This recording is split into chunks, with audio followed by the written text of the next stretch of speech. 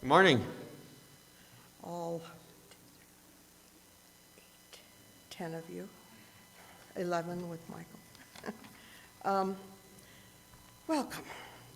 You know who I am. If you are tired of seeing me up here, then do some volunteering to be a service leader.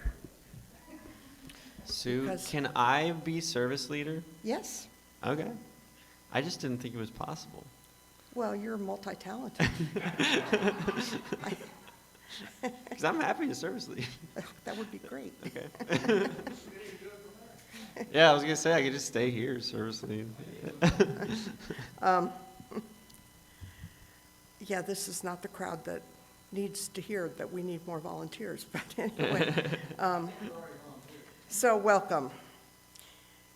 And just a couple of announcements to pay attention to. First of all, of course, is we have an auction coming up. We're going to play Wait, Wait, Don't Tell Me, and it's going to be fun. And you have a week to make up your mind on bidding, which will be kind of cool. And so all the information is in here in your announcements, and please read it. There will be a memorial service for John McLeod on Sunday the 24th at Spring Grove, I believe. So Yes, that's correct. that would be something to pay attention to. We have members who are not well. As you know, Debbie Palmisano is undergoing additional treatments, and she has a wonderful, supportive, loving family, and we're grateful for that. And she has a loving community that surrounds her. Let us pray that everyone who knows Debbie is well and is supportive and sends her all the good vibrations that we can.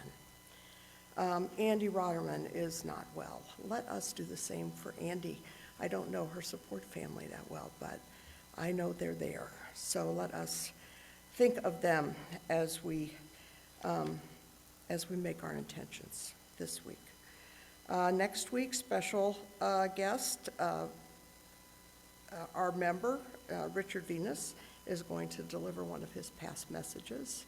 I've heard that it's about aging, so too late for me, but others can learn from it. Anyway, Cincinnati Pride Festival is June 25th. I think we're actually going to have a Pride Festival this year, which will be kind of cool. Okay, so let us center our hearts and minds and be prepared for what we will learn today. And I am going to ask Jack if he will light our makeshift chalice. And we will begin. Rise up, O flame, by thy light glowing, show to us beauty, vision, and joy. Rise up, O flame, by thy light glowing, show to us beauty, vision, and joy. Thank you, Jack. Thank you, everyone, for singing along. Michael will play a prelude for us, and it's a time to prepare for what we'll experience this morning and to prepare our intentions for the week coming. If you have something on your heart or mind that you would like to pray for, if you will, then feel free to drop a prayer stone in the water bowl or symbolically in a water bowl in your home if you are Zooming with us.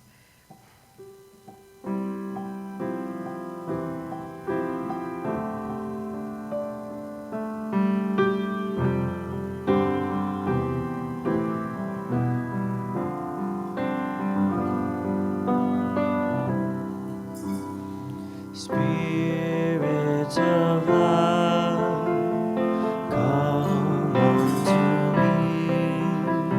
Sing in my heart.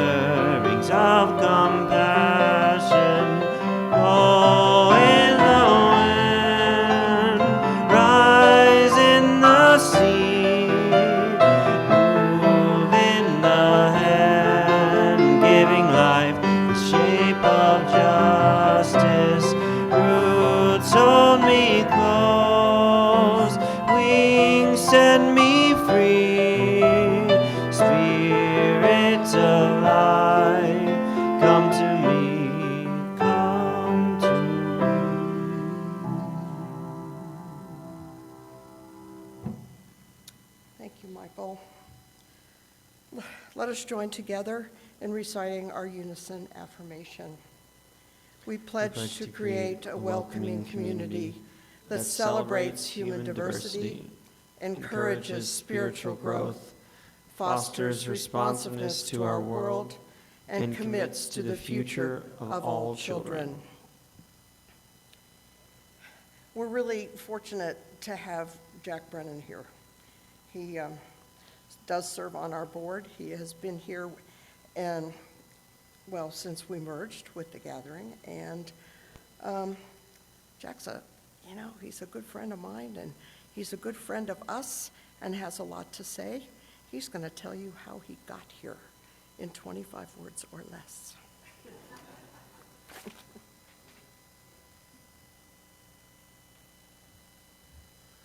Thank you, Sue. Thanks, everybody. Hi, all you Zoom people out there who I don't see right now, but I trust you're out there. Well, I just saw that we had a big hole on the calendar for today, nobody to speak, so I just said to Sue, if you want me to get up there and just ramble on about how I got here, I think I can do that. I've heard a couple other members do that, and I think it's always interesting. We all have long paths to have gotten us where we are now. So I'll just ramble on here about mine. Valerie and I both we were raised Catholic in Dallas. Well, she was in Waco. I was in Dallas, Texas. Catholic family. My family was from St. Louis originally. They were transplants to Texas. But unlike Marcia Venus and some others who've had some really good, juicy ex-Catholic stories, nobody ever really put any big, heavy religion on me, even though my sister became a nun. But my parents were not fervent Catholics. They were just trying to move along and live life and abide by the program, and they were indoctrinated to do the rules. So I didn't really have any Catholic religion-related trauma as a young person. I had one bad nun in parochial school, but her problems were not so much church-related as just in general. She did once tell us there was a big black sin if you didn't go to church on Saturday, and I do remember clearly the nuns made me feel that inside the walls of the public school in our neighborhood, that just a Dante's Inferno of chaos, and just made it out to be just a horrible place, even though I knew some kids who went to school there.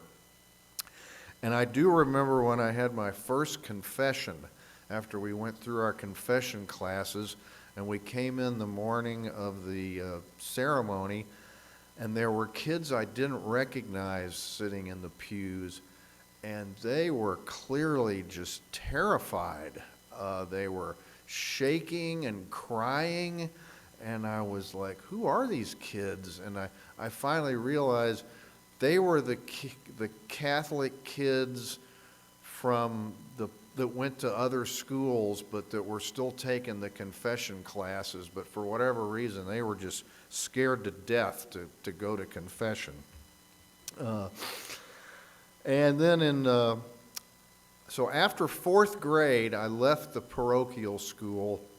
My sister, as I said, she's not a nun anymore, but she was in nun training at the University of Dallas, and she was taught by a bunch of Hungarian priests who they're Cistercian monks.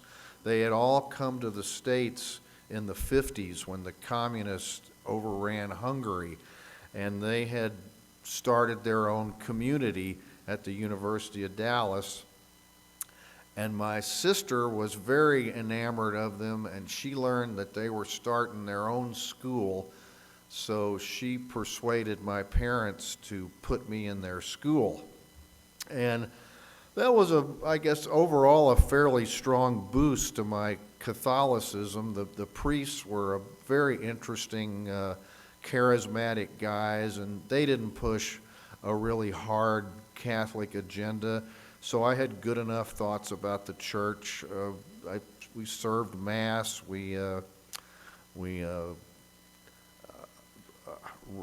What's the right word? We were amazed, and we memorialized the one priest who in our daily Mass, it was reputed that he said Mass in 12 minutes and got it done, which we were all happy about. And at that point, I still felt kind of a tribal pride at being a Catholic in Texas, because back in those days, like it was in the 60s,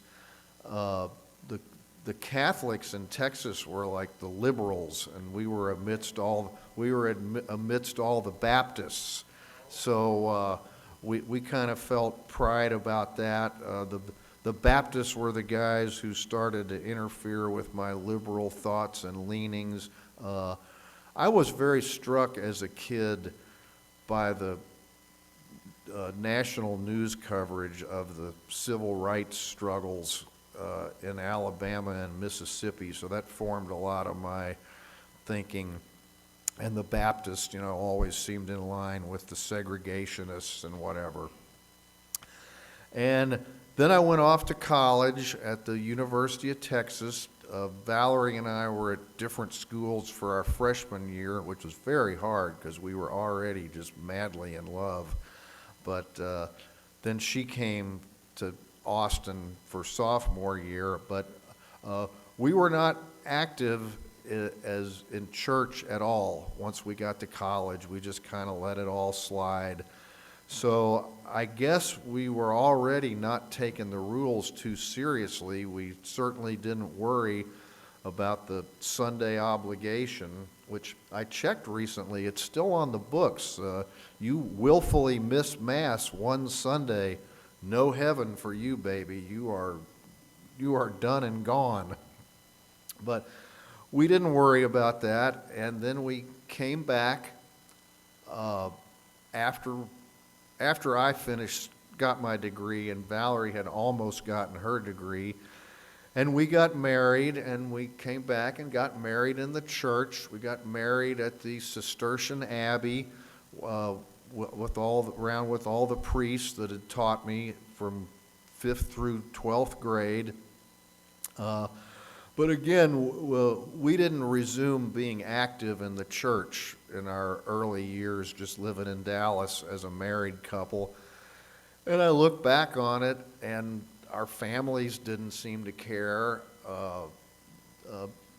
Valerie's parents were a little more observant Catholics than we were, but they didn't seem worried that we were going to suffer eternal damnation for not going to Mass. But after I worked a while, and Valerie did too, and she finished her degree, the newspaper I was working for in Fort Worth went belly up, and we got transferred to Memphis. And so I don't know, something must have clicked. Maybe it was being away from home, but when we went to Memphis, we sought out a church community again. And we found a Catholic church that we liked close to our house. It didn't seem too conservative to me at that time, just seemed like a nice place with nice people. We met some really good friends who are still our friends. We saw them recently. On a driving trip we took to Texas at that church. One reason we bonded, we all liked to smoke pot in those days.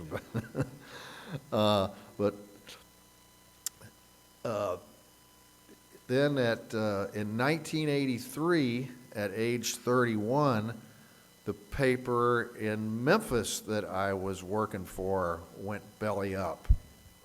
And but I got sort of a transfer. I found the job in Cincinnati. So we came to Cincinnati in 1983. We were 31 years old. and I was still a Catholic in my mind. When we got here, I called up the diocese and I said, can you tell me of a liberal, progressive type Catholic community?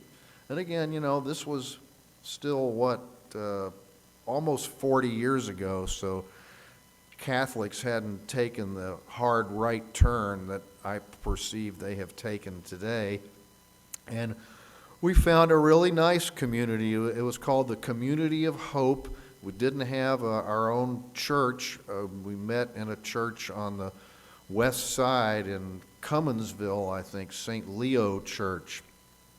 And that was a real nice community. That was the community where I first learned about inclusive language, that it was just not right to call God by the male pronoun all the time. That still bugs me today.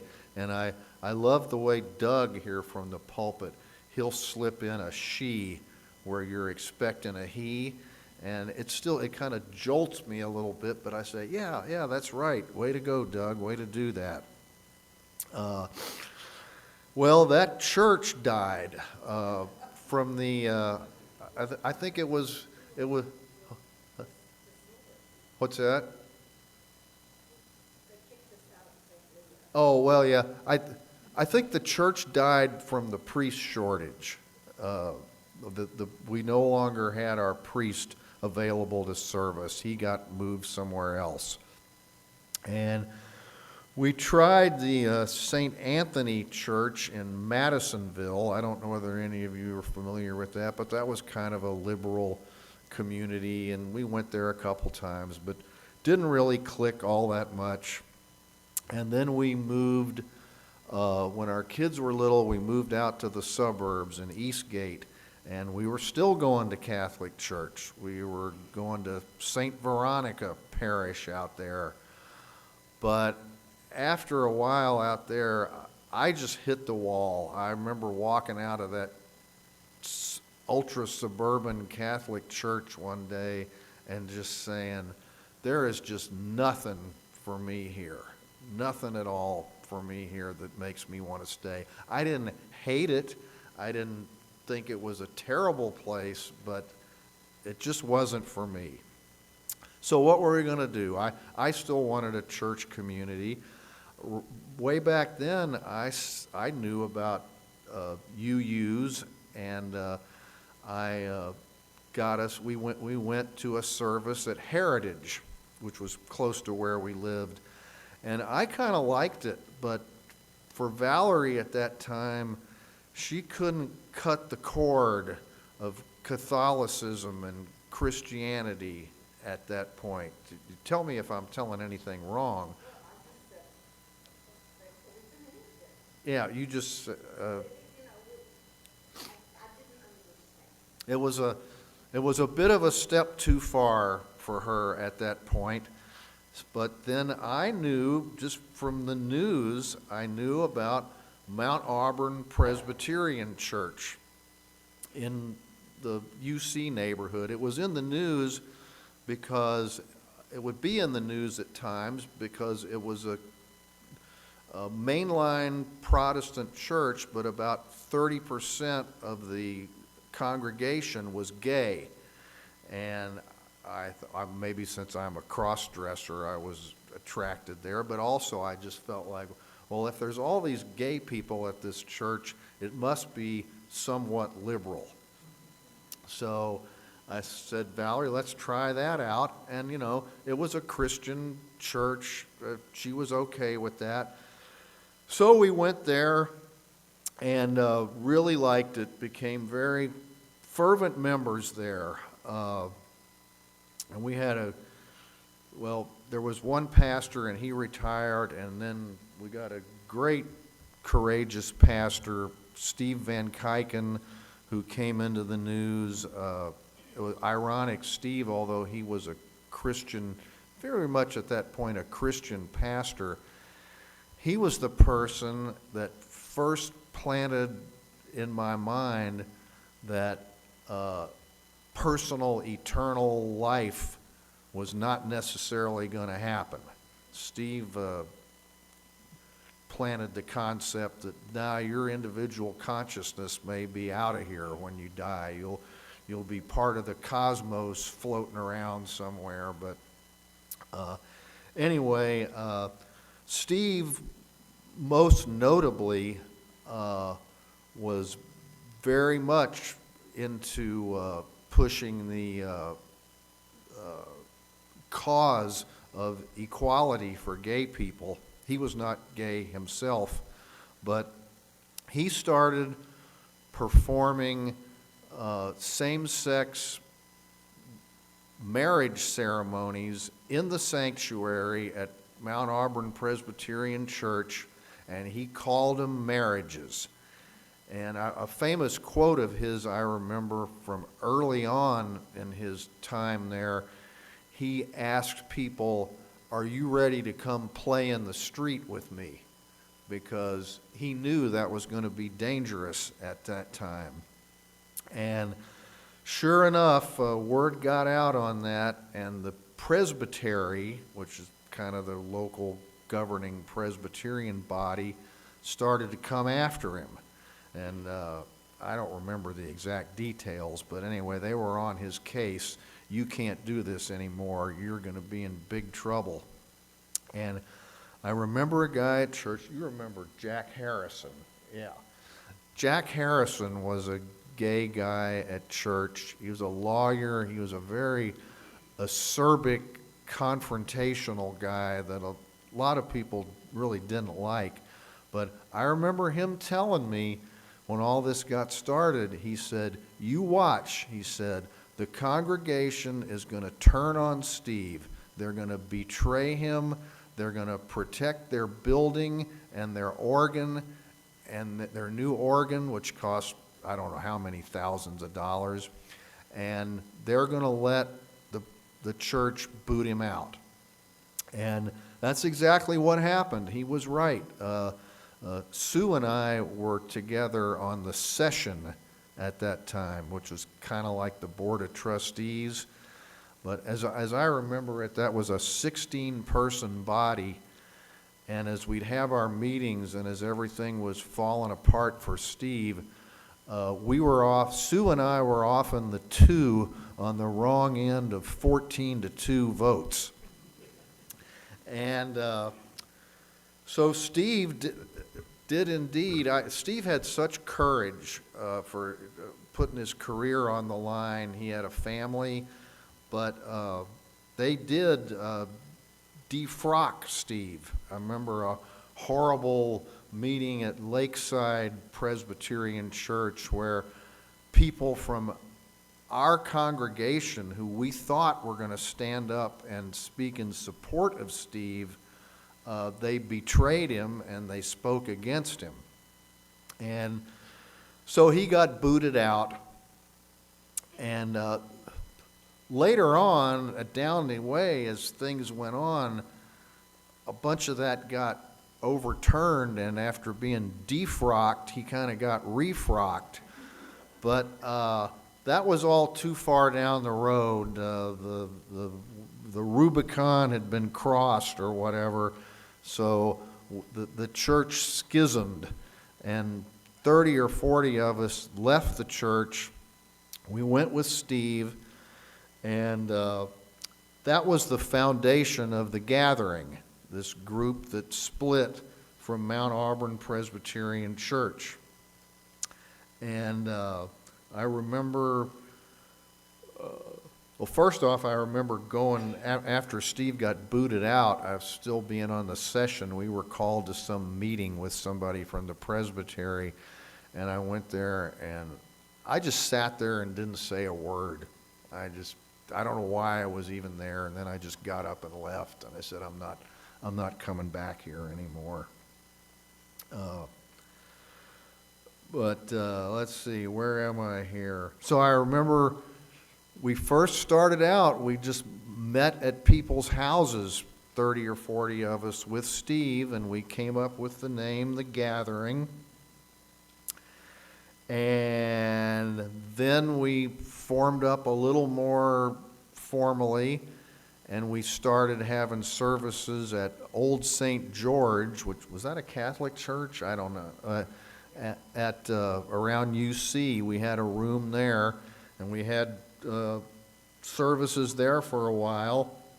And then we moved to our storefront that we obtained in Over the Rhine on Main Street, just south of Liberty. I don't remember exactly how we pulled that off, but OTR was not nearly as cool and as expensive then. It wasn't gentrified all that much, so I guess the place was pretty cheap. And we just had some great years there. Great community of people that I really loved. Loved coming to church every week. I felt so fortunate that I remember saying, I've got like 50 people here who I just really feel like are my good soulmate friends that I could call on at any time if I needed something. And I'll say, I've come to feel that way about GNH now. It took a little while, but everybody here is great. I've never met anybody here I didn't like. I regret some of the people that we've lost. But anyway, I had that great feeling there. We had that great feeling at the gathering.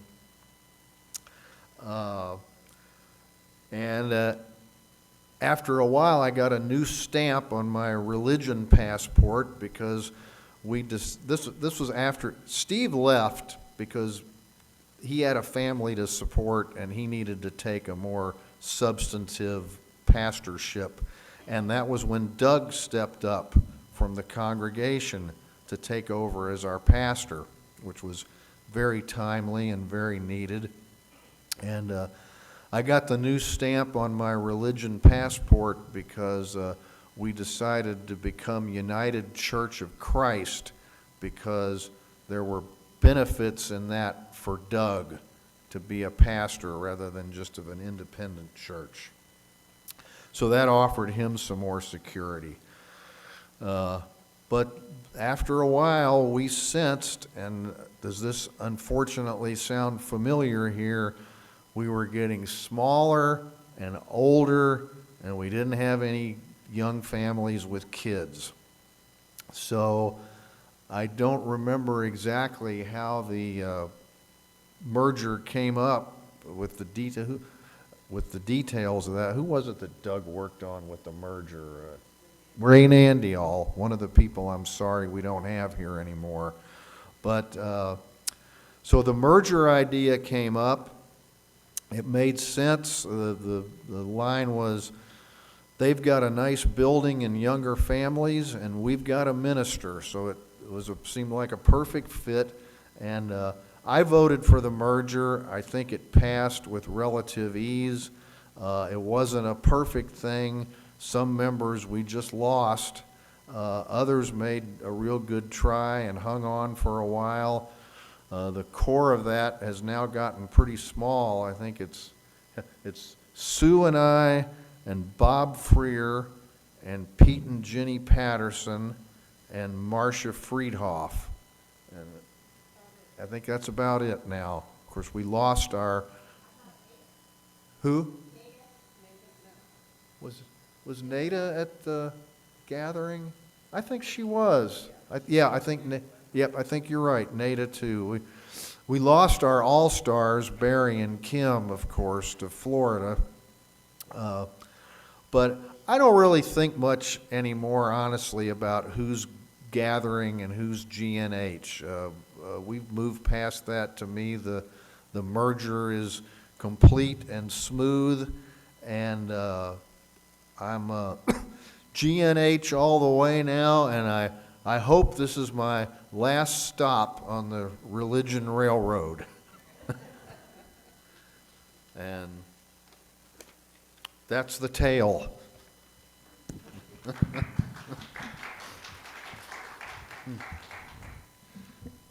Thanks so much. Did you want to do a talk back at all, Jack? It's up to you.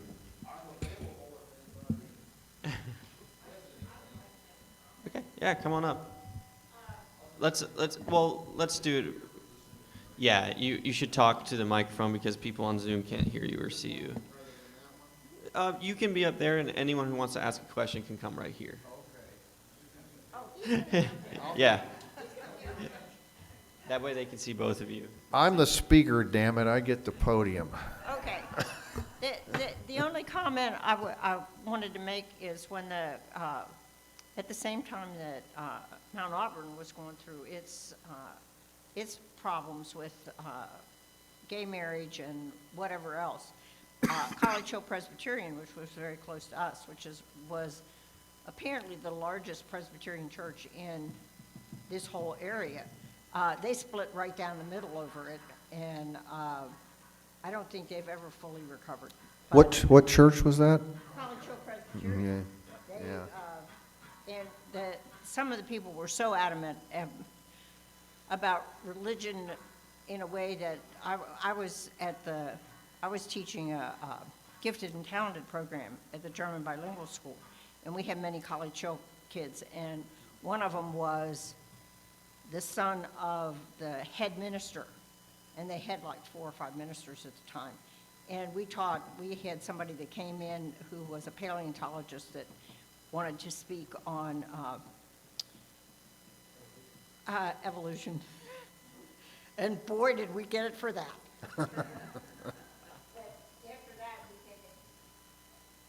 After that, we had to get permission from the parents for some of our special topics, that their kids could actually listen to it.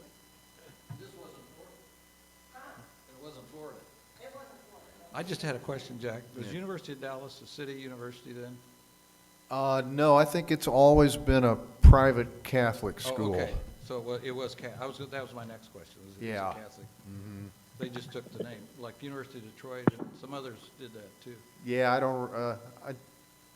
I think it started fairly late, but yeah, it was a private Catholic university. Yeah. Yeah. I just got 2 other lines I forgot about. One was when I was pretty much done with Catholicism. I used to like to ask people if there was a way to go online and get excommunicated. And we still have a fair number of friends that remain Catholics, even though they're liberal and progressive in so many ways, but the church still has a hold on them, and I just can't see it because Catholicism is so unjust to queer people and women. I just don't see how anybody with humanity can buy into it anymore, but it's okay. Hey guys, it's MJ. Can you hear me? Yes. Hello? Yes, we can. I just wanted to say that Steve actually came and preached at the gathering at Northern Hills. I mean, at Northern Hills Fellowship in the period after he left College Hill Presbyterian and when the gathering was forming, I think. So we actually had him as the guest minister, which is when I was really aware of what was going on in the Presbyterian church all over everywhere, because I think, my friend Charlie Butler, he was Presbyterian at the time, and their congregation split in Washington, D.C. at the same time. So all of that transition was all together, but actually we did have Steve come and talk to us at one point. I didn't know that. Interesting. Do you know where Steve is now? Sue, do you? It was in Pullman, Washington, at United Church of Christ. Poland, Washington, is that what you said? Mm-hmm. United Church of Christ, okay. Yeah, let's bring him back. Jack, thanks so much for sharing, and yeah, it was great. I loved hearing all that. That was awesome. Put me and Jack at a table with a glass of wine and you'll hear everything. those were hard times and yet fruitful, shall we say. And I've heard rumors that Steve would like to come back to the Midwest, but anyway, we are in touch. God,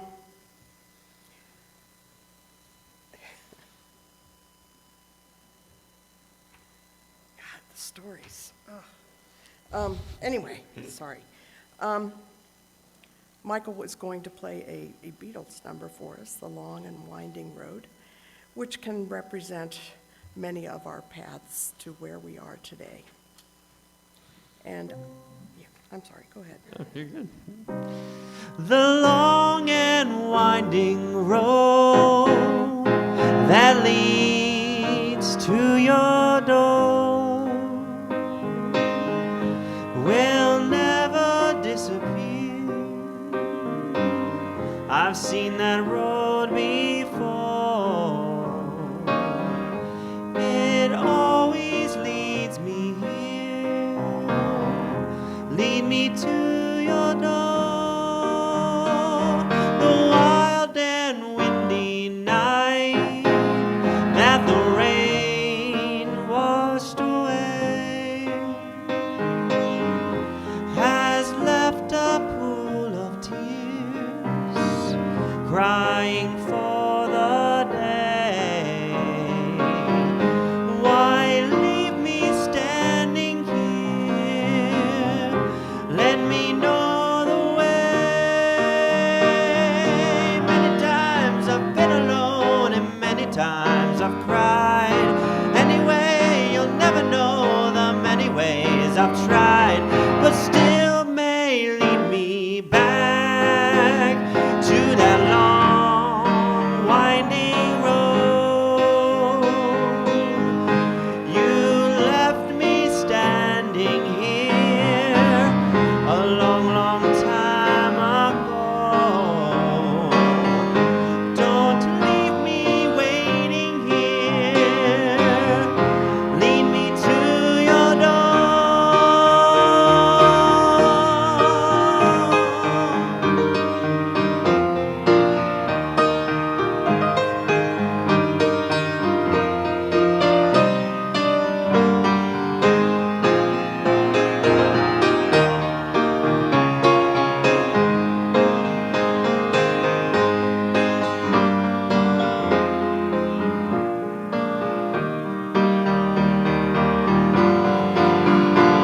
But still they lead me back to that long winding road. You left me standing here a long, long time ago.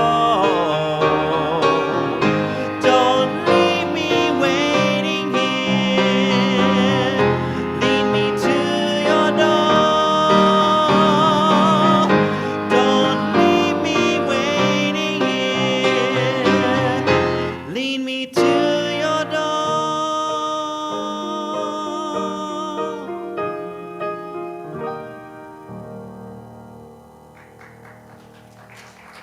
Thanks, guys. Thank you, Michael. Love that 60s music. Okay, at this time is a time for us to share our wealth. And I think everybody in this room and on Zoom knows the drill.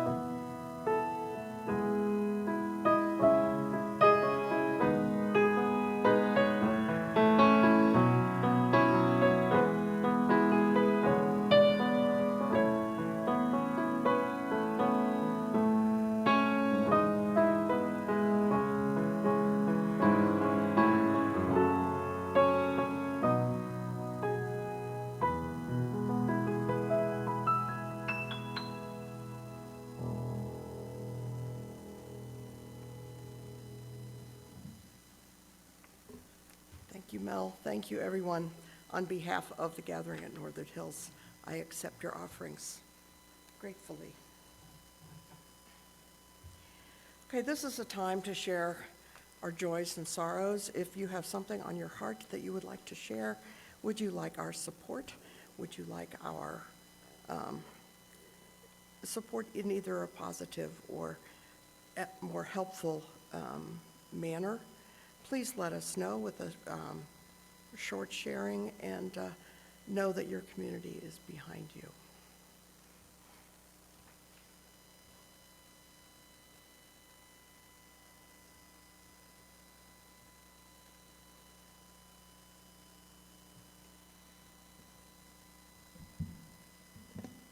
Sorry, I forgot to put the mic up, guys. Jeez.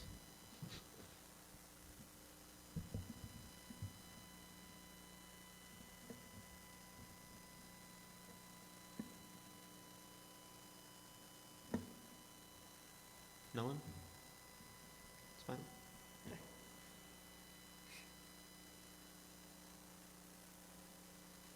I'm going to cheat here and use this for another announcement. Just to spread the word, or just think about it. We talked at the board meeting yesterday. We really could use somebody, some young person who would be able to spend a little time sprucing up the GNH website, because it is in a state of much neglect right now. So just, if anybody out there knows somebody that might want to or be able to do that, let us know.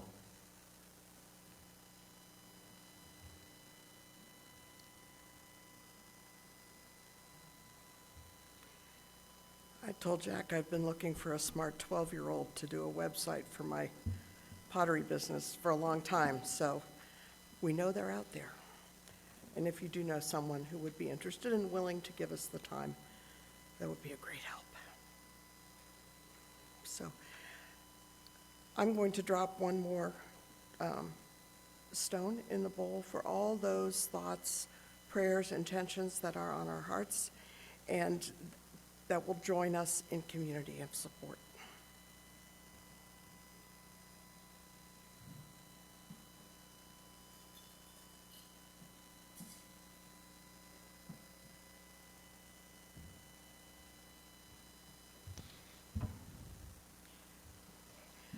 Okay, at this time, we're going to sing The Blue Boat Home, which is in the, it's hymn number 1064 in the newer paperback hymnal. And as a close, I will just say there was an author in probably the 70s, maybe earlier, and I'm sure you're familiar with him. It's Stephen Heinlein, who said, "Not all those who wander are lost."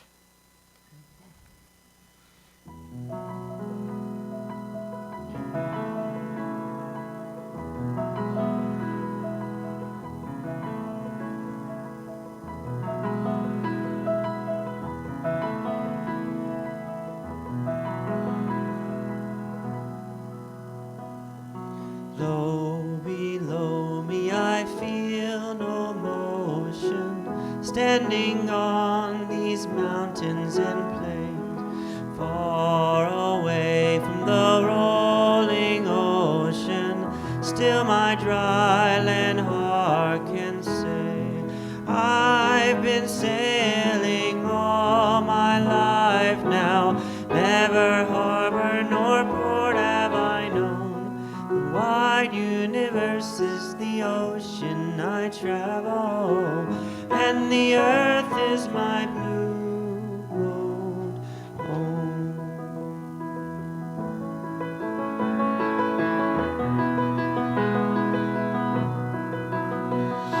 Sun my sail and moon my rudder, as I ply the starry sea, leaning over the edge in wonder, casting questions into the deep, drifting here with my ship's companions, all we kindred pilgrim souls, making a way by the lights of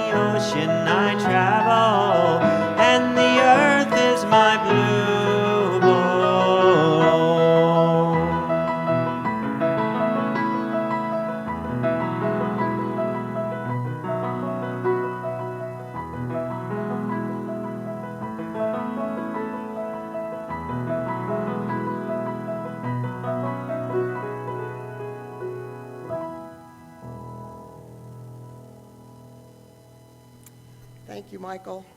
Thank you, everyone who is here, who has tuned in on Zoom. Have a great week.